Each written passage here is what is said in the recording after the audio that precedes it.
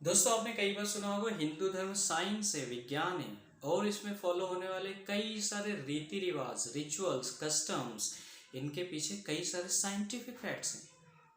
तो चलिए समझते हैं आज उन साइंटिफिक फैक्ट्स को। शुरुआत करते हैं मंदिर की घंटियों से। क्यों मंदिर में घंटियां लगाई जाती है और उसे बजाते हुए प्रवेश किया जाता है? दोस्तों, प्राचीन काल में इन मंदिर की घंटियों को बनाने के लिए कई सारे मेटल्स यूज किए जाते थे, जैसे zinc, copper, bronze, cadmium etcetera etcetera. और इन मेटल्स को जब लिया जाता था तब उनकी क्वांटिटी, उनकी मात्रा एक साइंटिफिक कैलकुलेशन के बेसिस पर सही अनुपात में, रेशो में ली जाती थी। और इस प्रकार बनाई गई घंटियों को जब हम बजाते हुए मंदिर में प्रवेश करते थे तब उनसे निकलने वाली ध्वनियाँ, उससे निकलने वाला साउंड हमारी बॉडी में प्रवेश करता है और ये हमारे लेफ्ट ब्रेन और राइट ब्रेन को सिंक्रोनाइज करता है। इसके साथ साथ वो ध्वनि हमारे शरीर में 7 सेकंड तक होती है, जो हमारे सातों चक्रास को, 7 पावर पॉइंट्स को टच करती है। इसके साथ क्या होता है, जब भी हम मंदिर में प्रवेश करते हैं तो हमारा ध्यान अगर भविष्य और अतीत में होता है तो उस मंदिर की घंटी की ध्वनि से वो ध्यान, हमारा कंसंट्रेशन वर्तमान में आ जाता है, उस क्षण में आ जाता है, उस मोमेंट में आ जाता है।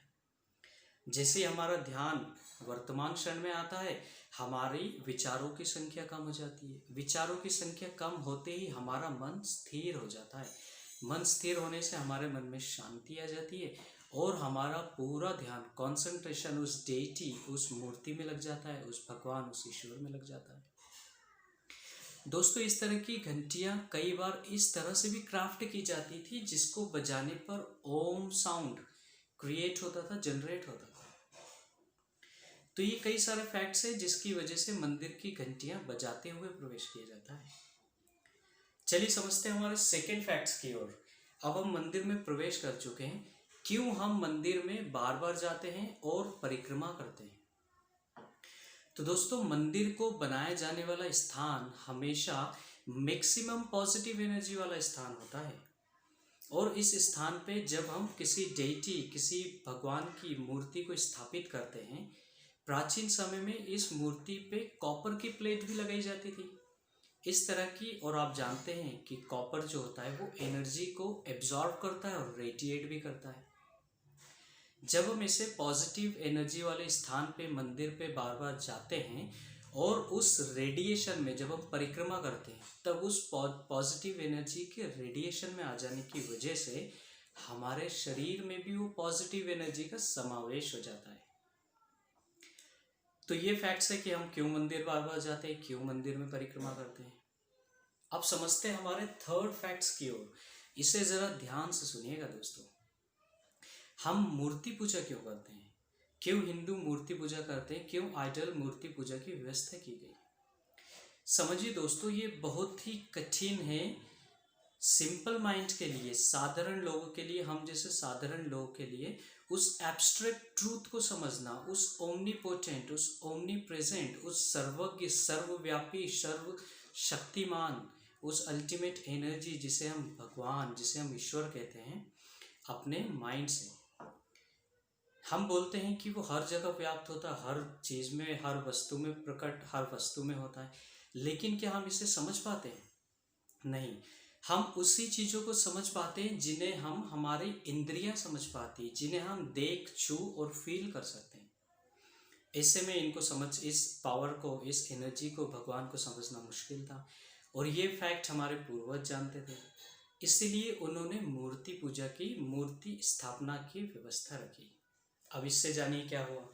जैसे ही जब हम मूर्ति पूजा करते हैं, जैसे ही हम मूर्ति को रखते हैं, और प्राचीन समय में हर किसी को, आज भी हर किसी को अपने अनुसार देवी देवता चूज करने का अधिकार है। जैसे हम उस मूर्ति को देखते हैं, उसकी पूजा करते हैं, तब हमारा ध्यान, हमारी इंद्रियां उसे समझ पाती है और हमारा ध्यान, हमारा कंसंट्रेशन उस मूर्ति में आ जाता है।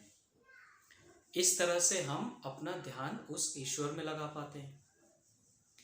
इसके बाद जब हमारे शरीर और इंद्रियों को समझे जाने वाले उस मूर्ति को जब हम ध्यान लगाते हैं, तब हमारा ध्यान थोड़ा ऊपर उठ पाता है। जब हम उस मूर्ति को समझ पाते हैं, कंसंट्रेशन एक स्तर पे पहुंच जाता है, तब बड़ा ही इजी होता है कि हम हायर रीम्स की ओर बढ़ सकें।